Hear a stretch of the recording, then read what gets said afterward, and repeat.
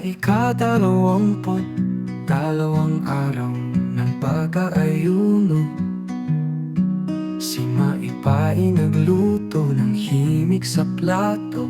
May eatballs na may patatas ang alay, sa kalan nagniningning ang kanyang tagumpay. Ramadan Kareem sa kapatiran,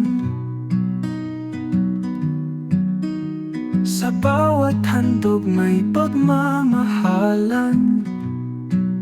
Ang patatas at meatballs ay di lamang pagkain, sa puso ni Maipaay init ng damdamin.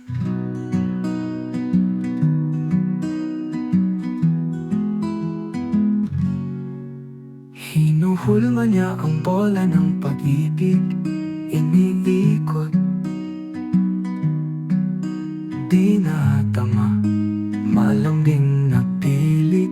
Kahit kising magdamag, di alintana, puso niyang binigay, laging may halaga.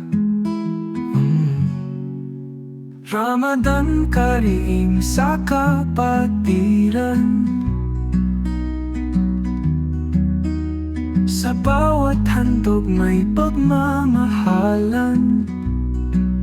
Ang patatas at meatballs ay di lamang pagkain, sa puso ni Maipaay init ng damdamin.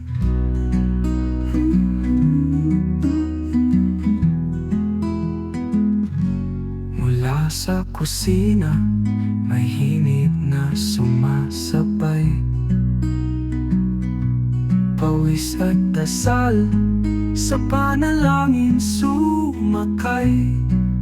Sa payak na lutuin, may lihim na saya, mga patatas at meatballs na puno ng ligaya.